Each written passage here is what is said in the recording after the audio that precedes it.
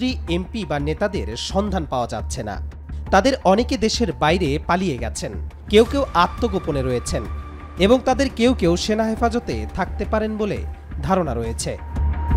কারা সেনা হেফাজতে রয়েছেন সেটি নিয়ে নাগরিক সমাজের মধ্যে রয়েছে ব্যাপক কৌতূহল।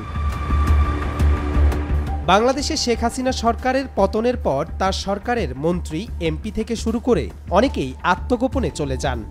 মঙ্গলবার সেনাবাহিনী প্রধান জেনারেল ওয়াকারুজ্জামানের বক্তব্য থেকে জানা যায়, তাদের কেউ কেউ সেনা হেফাজতে রয়েছেন। তাদের জীবনের যে হুমকি আছে সেটার জন্যই সেনাবাহিনী তাদের আশ্রয় দিয়েছেন। তাদের আশ্রয় দেয়া হয়েছে যাতে কোনো বিচার বহির্ভূত কাজ না হয় বলে জানান জেনারেল ওয়াকারুজ্জামান। 5 আগস্ট শেখ হাসিনা ভারতে পালিয়ে যাবার পরপরই হযরত শাহজালাল আন্তর্জাতিক বিমানবন্দর হয়ে দেশ ত্যাগের চেষ্টা করেন তার মন্ত্রিসভার একাধিক সদস্যরা। সাবেক তথ্য প্রযুক্তি প্রতিমন্ত্রী জুনাইদ আহমেদ পলককে বিমানবন্দর থেকে আটক করা হয়। তার কিছুক্ষণ পর আটক হন সাবেক পররাষ্ট্রমন্ত্রী হাসান মাহমুদ। ইমিগ্রেশন পুলিশ তাকে আটকে দেয়। এ দুজনকে সেনাবাহিনীর কাছে হস্তান্তর করা হয় বলে বিমানবন্দর সূত্র নিশ্চিত করে গণমাধ্যমকে। বিমানবন্দর থেকে ছাত্রলীগের ঢাকা বিশ্ববিদ্যালয় শাখার সাধারণ সম্পাদক তানভীর হাসান সৈকত ও ঢাকা মহানগর শাখার সাধারণ সম্পাদক রিয়াজ মাহমুদকেও আটকের খবর আসে গণমাধ্যমে। তবে তাদের সেনাবাহিনীর কাছে হস্তান্তর করা হয়েছে কিনা সে ব্যাপারে কোনো তথ্য মেলেনি।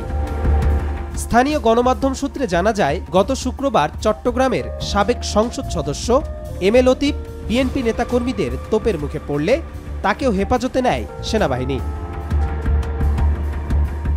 চট্টগ্রাম মহানগর স্বেচ্ছাসেবক লীগের সাধারণ সম্পাদক আজিজুর রহমান আজিজকে শাহ আমানত আন্তর্জাতিক বিমানবন্দর থেকে আটক করার খবর প্রকাশ করে কয়েকটি সংবাদ মাধ্যম জানায় তাকেও সেনাবাহিনীর হেফাজতে দেয়া হয়েছে। এদিকে বিমানবন্দরের টার্মিনালে প্রবেশের আগেই জনতার হাতে মারধরের শিকার হন সাবেক ডিবি প্রধান হারুন। গুরুতর আহত অবস্থায় তাকে সেখান থেকে নিয়ে যাওয়া হয় রাজধানীর একটি বিশেষায়িত হাসপাতালে। ইতিমধ্যেই বাংলাদেশের সাবেক আইনমন্ত্রী আনিসুল হক ও সাবেক প্রধানমন্ত্রীর বেসরকারি শিল্প ও বিনিয়োগ বিষয়ক উপদেষ্টা সালমান এফ রহমান, 12তম জাতীয় সংসদের ডেপুটি স্পিকার শামসুল হক টুকু, সাবেক তথ্য প্রযুক্তি প্রতিমন্ত্রী জুনাইদ আহমেদ পলক ও ঢাকা বিশ্ববিদ্যালয়ের ছাত্রলীগের সাধারণ সম্পাদক তানভীর হাসান সৈকতকে গ্রেপ্তার করেছে পুলিশ। কবির চৌধুরী জয়, মাই টিভি।